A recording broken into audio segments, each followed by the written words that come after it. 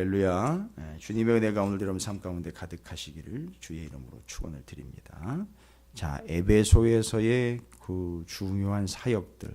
그래서 에베소에서 대면하여 만나게 되는 아볼로라는 사람과 또 오늘 19장에서는 대략 12사람쯤 되니다라고 이야기한 그 12사람쯤 된 제자들의 무리를 만나서 바울이, 그래서 아볼로는 아굴라와 브리스길라 부부가 만났고, 요 12명의 제자의 무리는 사도 바울이 3차 선교 여행 때 에베소에 왔다가 만나게 됩니다. 그래서 3차 선교 여행 일정이 2차 선교 여행 끝나자마자 바로 기록상으로는 이어집니다. 그래서 우리가 잘못하면 놓칠 수 있는데 18장 23절에 바로 그렇게 앞에서 분명 2차 선교 여행이 끝나자마자 바로 3차 선교 여행 일정으로 들어갑니다. 그러니까 지금까지 1차, 2차 때 바울이 그렇게 아시아 쪽 그 선교를 하려고 했었던 그런 계획들이 1차, 2차 때 다 하나님의 허락지 않고 하나님이 다른 곳으로 인도하셨다가 3차 때 와서 이제 결국은 아시아로 들어가 아시아 3차 선교 여행의 중심지이면서 그 당시에 상당히 중요한 도시였던 에베소에 당도를 하게 됩니다. 그래서 에베소에 들어와서 복음을 전하는데 상당히 다른 부분과 비교했을 때는 많은 부분들을 할애를 해서 에베소에서 있었던 일들을 잘 기록을 합니다. 왜냐하면 고린도에서 2차 선교 여행 때 고린도에서 1년 6개월 정도 머물렀다면 여기 에베소에서는 2년여가 좀 넘게 횟수로는 한 3년 정도를 추정을 하고 있습니다. 그다음에 상당히 오랜 시간이죠. 다른 지역보다 오랜 시간. 왜일까요? 왜 그렇게 오랜 시간이 필요했을까요? 에베소라는 동네 때문도 그렇습니다. 그리고 또 에베소라는 동네에서 사도 바울이 감당해야 할 이 아시아의 중심일 뿐만 아니라 그 당시에 상당히 요충지였던 에베소라는 동네에 복음을 전한다라는 게 이게 여간 쉬운 일이, 이게 여간 어려운 일이 아니었다라는 걸 알 수 있습니다. 상당히 어려운 일이었고 사도 바울은 아마 다른 어떤 지역으로의 이동을 계획하기보다는 에베소에서 과연 이 에베소라는 도시를 복음으로 어떻게 전략적 공략을 해야 될까에 대한 고민이 아마 됐을 겁니다. 그런데 이제 오늘 저녁에 우리가 에베소의 그 도시 특징은 지금 이야기를 드릴 건데 그 크고 규모 있고 상당히 유명한 도시였던 에베소를 어떻게 공략을 하는지 다른 방법이 없어요. 딱 한 가지 가지고 우선 공략을 합니다. 사도 바울이. 이제 그걸 오늘 금요일날 저녁에 우리가 다시 살피면서 역시 그것이 이 시대를 향한 우리의 공략법이라고도 할 수 있겠죠. 이게 뭐 팀을 구성을 해가지고 뭘 어떻게 해결하려고 하는 뭐 태스크 포스 팀 같은 이런 개념이 아니고요. 그냥 원래 우리가 알고 있는 방법이에요. 근데 거기에 항상성이라는 게 붙어지게 되는 것이죠. 그냥 꾸준히 그냥 늘 그랬던 것을 지속함 이런 거예요. 여러분 아시다시피 왜 그리스도인들과 교회에 능력이 없는가 봤더니만 뭔가 파워풀한 일을 찾아내지 못해서가 아니라 비록 작은 것 하나라도 그것을 끝까지 이어가지 않는다라는 게 문제예요. 제가 에베소 사역 사도행전 19장을 보면서 와, 그 큰 도시, 어마어마한 도시, 정말 파워풀한 도시예요. 세상적으로 보면 세상 나라의 축소판이라고 할 수 있는 에베소. 거길 어떻게 바울이 공략을 했나?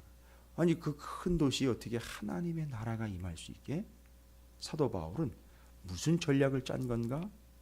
살펴보면 별거 없어요. 별거 없다라는 표현을 또 별거 아니게 받아들이시면 안 됩니다. 특별한 게 없어요.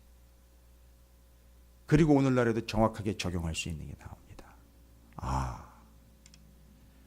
무언가 획기적이고 대단한 프로그램과 파워풀하고 파급 효과가 큰 효과적인 것들을 내지는 능력 있는 사람들을 고용을 하고 채용을 하고 번쩍번쩍 눈에 띄는 그런 방법들을 도용을 해서 도입을 하고 다시 만들어내고 갱신을 해서 그러나 엄청난 일들 통해서 역사가 나타나는 게 아니라 좀 전에도 말씀드렸으면 비록 작은 것 하나일지라도 그것이 지속되어 꾸준하게 항상성과 평정심을 유지하여 아무리 작은 일일지라도 그것을 끝까지 감당을 해낼 때 그게 능력이 된다라는 것을 에베소의 사역을 통해서 증명을 해줍니다.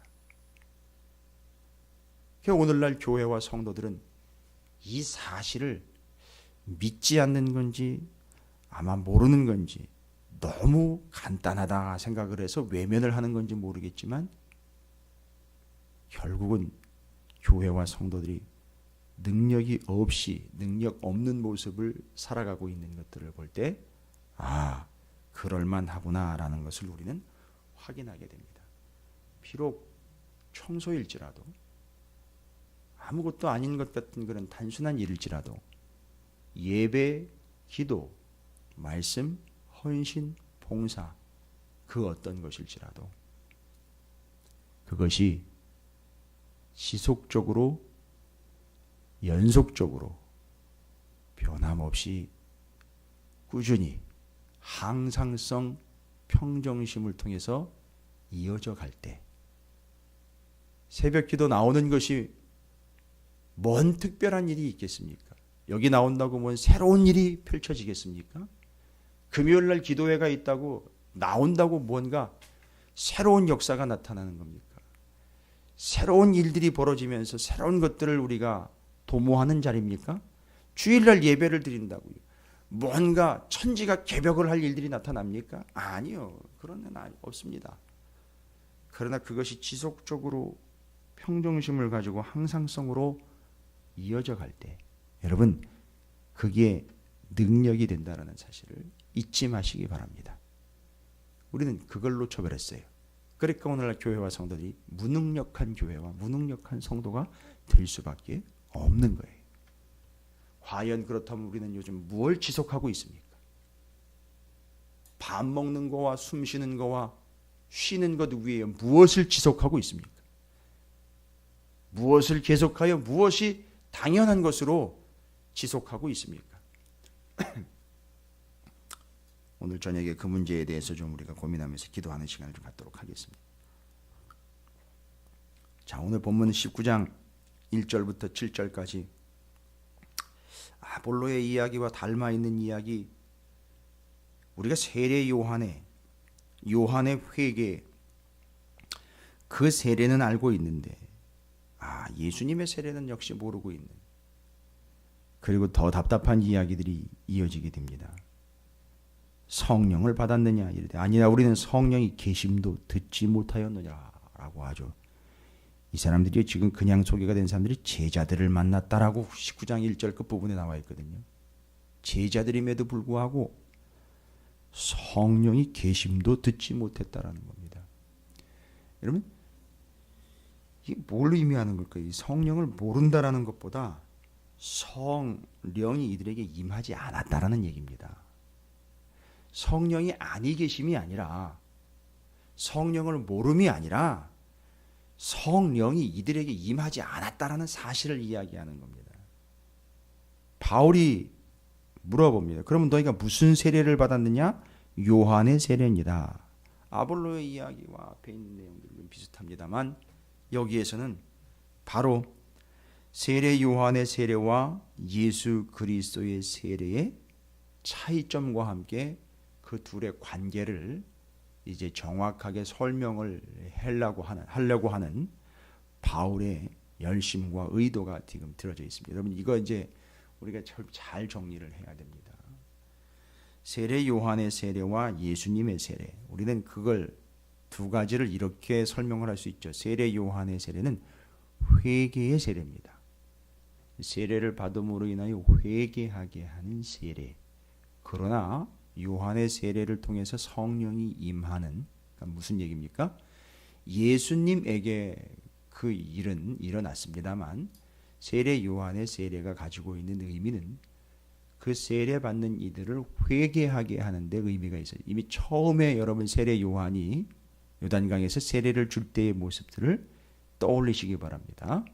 그래서 죄인들, 서기관과 바리새인들이 찾아오고 사두개인들, 그 무리들, 그릇된 무리들을 아주 혹독하게 비판하는 세례 요한의 모습도 보셨을 겁니다. 그가 죄인들을 꾸짖는 모습들과 그 세례 요한이 세례를 주면서 분명히 이야기합니다. 내가 아니라 내 뒤에 오실 그분은 바로 물과 성령으로 세례를 주시는 분이라는 거죠.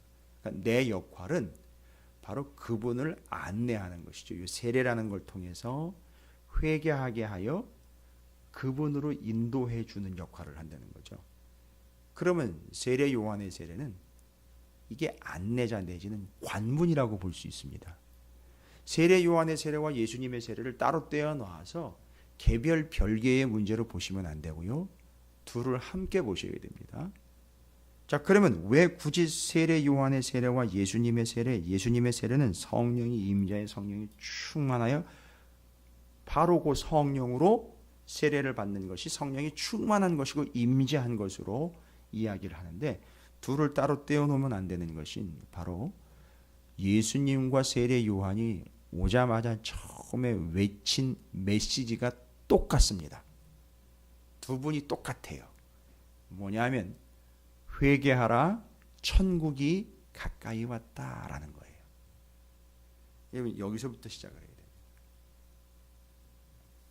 자, 그러면 여기서 우리는 세례 요한의 세례가 어떤 의미를 가지고 있느냐? 바로 이겁니다. 세례 요한은 뒤에 오실 일을 지시하며 안내하며 마치 그 입구의 역할을 해주는 개념으로 세례 요한 세례를 주면서 선포했던 회개하라, 천국이 가까이 왔다. 바로 하나님의 나라에 대한, 하나님의 나라가 이미 시작이 되었다. 일단 그 세례를 통해서 하나님의 나라의 입구에 도달하게 한다는 겁니다. 세례 요한의 세례를 통해서 회개하라, 천국, 회개하게 하여 회개. 여러분 그런 얘기 들어보셨을 거예요. 그 회개가 천국의 입구다라는 이야기 들어보셨을 거예요.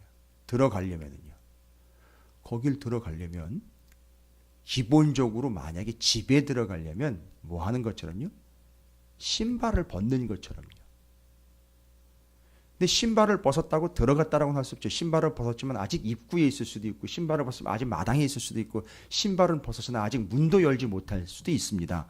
그런데 어쨌든 신발을 벗었다는 건 지금 어디 앞에 있다냐? 그 문 앞에 있다는 얘기예요. 제대로 찾았다는 거죠. 바로 세례 요한이 세례를 통해서 회개로 이끌어냅니다. 왜 회개해야 되느냐? 하나님의 나라가 왔기 때문이에요. 하나님의 나라가 지금 눈앞에 코앞에 와 있어요. 이미 임했어요.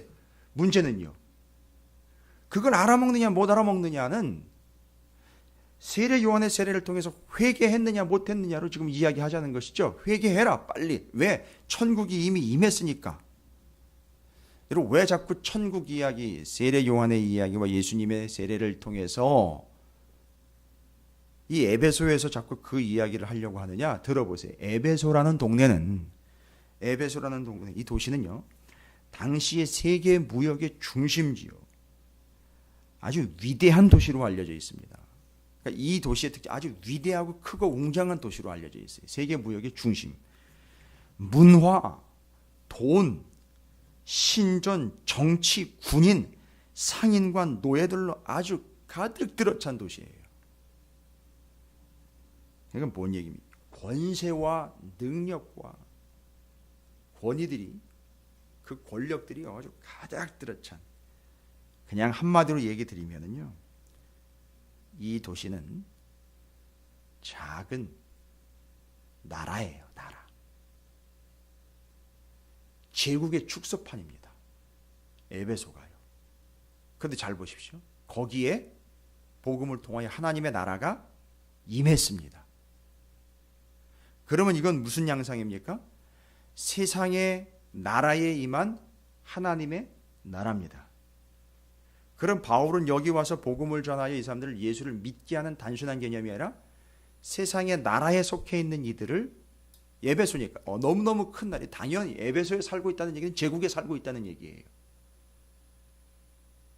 서울에 살고 있다는 건 정말 이 대한민국의 심장부에서 살면서 대한민국을 누리고 있는 것 아닙니까? 물론 다른 지역도 마찬가지라면 이게 지금 모든 것들이 집약이 되어 있고 집중이 되어 있는 서울이 여러 가지로 복잡하기도 하고 골치 아프기도 하고 공해 문제도 심각하고 하지만 여기 와 있다는 것은 대한민국을 총체적으로 경험을 하고 있다는 이야기거든요. 바로 에베소에 있다는 이야기는 당시 제국을 총체적으로 경험하고 있다는 얘기입니다. 그냥 세상의 나라에 속해 있는 것을 보여주는 거예요. 그런데 거기 하나님의 나라가 임했습니다. 복음을 통해서. 그런데 세례 요한의 세례를 자꾸 언급하는 이유는 바로 이 세상 나라에 하나님의 나라가 임했고 우리가 그 나라, 그 입구에 있다는 것을 어떻게 알 수 있느냐? 세례 요한의 세례를 통해서 알 수 있는 거예요. 그러나 문제는 뭡니까? 그 나라에 들어가야죠. 우리는 세상 나라에 들어와 있다라고 안전하게 생각할 게 아니라 그리스도인으로서 복음으로 하나님의 나라에 들어가는 자가 되어야 됩니다. 그 나라에. 바로 이게 뭐냐? 예수님이 우리에게 이야기하신 바죠.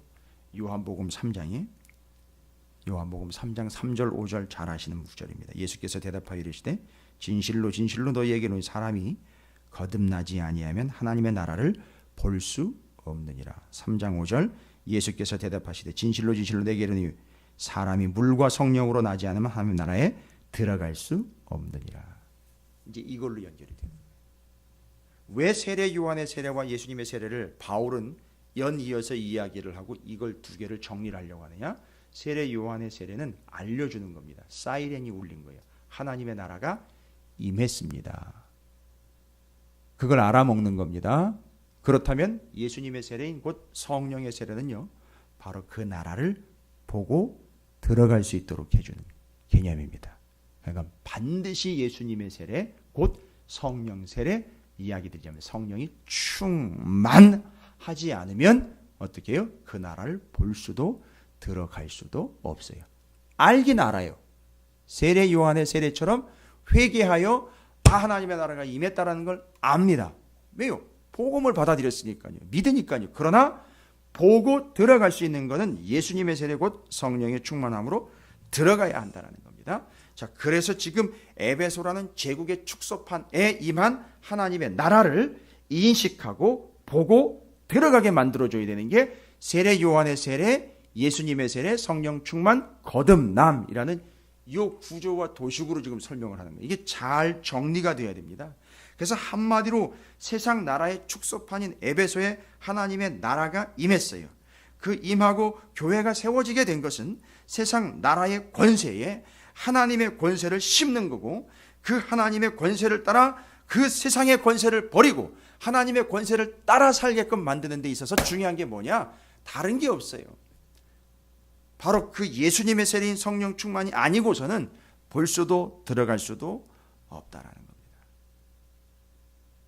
그러니까 지금 여기 12제자와 같은 12명의 제자와 같은 이 사람들의 상태는 어떤 상태입니까? 중간에 끼인 상태죠. 세상에는 이미 그들의 자리가 있으나 하나님의 나라가 임해 그 하나님의 분명한 나라가 임한 상태에서 이들은 아직 보지도 못하고 들어가지도 못하는 상태에서 있다는 것만 알고 있는 상태로 그 세상 나라와 하나님 나라 사이에 끼어 있는 상태입니다. 그럼 이건 구원의 상태가 아니죠. 들어가야죠. 근데 들어가게 하려는데 어떤 제도나 장치나 방법이 따로 있는 게 아니라 거듭나면 되는 거죠. 거듭남. 이 거듭남은 뭘 통해서요? 물과 성령으로. 예수님의 세례, 성령 충만, 성령의 임재를 도와줘야죠. 그래서 바울은 이들이 제자라는 것들 때문에 어떻게 했습니까? 이들에게 성령이 임할 수 있도록 바로 안수를 하여 성령이 충만하도록 그 자리에서 같이 12이 역시 12이라고 이야기한 이유가 있어요. 초대교회에 성령이 임할 때 모였던 그 제자들 120명 만들어내고 또 굳이 끼워 맞추려고 하면은요, 뭐 10분의 1이다, 뭐 12제자의 같은 구조를 가지고 있는 건 아니야, 뭐 이럴 수도 있지만 중요한 건 이 12과 사도 바울이 함께 모여서 뭐 했겠느냐? 바로 이 초대교회의 그 마가의 다락방에 성령이 임했을 때처럼 같이 뜨겁게 기도하여 그들에게 성령이 임할 수 있도록 바울이 도와줬다는 겁니다. 안수하여 성령이 임하도록 해줬다. 그러면 이 사람들은요, 에베소에 살고 있으나 그들은 하나님의 나라를 보고 하나님의 나라에 들어간 자들이 된다는 겁니다. 요게 그 에베소에서의 귀중한 사역. 세례 요한의 세례와 예수님의 세례를 따로 떼어서 따로따로 설명하는 게 아니라 이게 지금 연결을 해서 한 세트로 가고 있다는 것을 설명하는 거예요. 이걸 이해하려면 예수님과 세례 요한이 같은 메시지를 제일 처음 선포했다. 회개하라, 천국이 가까이 왔다. 그래서 예수님의 세례를 받아야 볼 수 있고 들어갈 수 있다. 세례 요한의 세례는요, 세례 요한의 세례를 받고 회개하여 하나님의 나라가 있음을 인지하고 감지하게 되는 겁니다.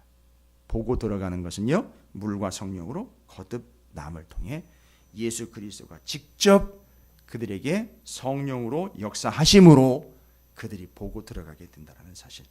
이걸 왜 굳이 이렇게 얘기했다 그랬죠? 에베소라는 세상 나라의 축소판에 임한 하나님의 나라. 에베소를 버리라는 게 아닙니다. 에베소에 임한 거예요. 그러나 에베소의 백성으로 살아가는 게 아니라 에베소의 나그네로 살아가며 거룩한 하나님 나라의 백성으로서 참 신분을 획득하고 회복하고 찾아가기 위하여 성령 충만이 답이다라는 것이죠. 예수님의 세례. 이걸 이어서 설명을 하는 겁니다. 자, 그래서 그 하나님의 권세를, 세상 권세가 무소불위의 권력으로 서 있는 에베소에 하나님의 권세, 하나님의 권위, 하나님의 권력을 심는 것. 세상 나라와 하나님의 나라의 일종의 지금 상황을 보면 대립적인 양상도 보일 수 있어요. 왜 이 나라에 속할 것이냐, 이 나라에 속할 것이냐라는 대립적인 모양도 보일 수가 있어요. 그러나 그 나라에 임했어요, 하나님의 나라가. 그럼 우리는 어떤 신분으로 살아가느냐? 아까도 말씀드렸지만 그 나라, 세상적인 나라의 나그네로 살아가고 소속은 하나님 나라 소속이라는 거죠. 바울과 같이. 바울이 늘 이야기했던 것처럼. 명확한 소속이 나와야 되겠죠. 그 하나님의 나라에 소속이 되기 위하여는 예수님의 세례 곧 성령 충만이 아니면 답이 없다.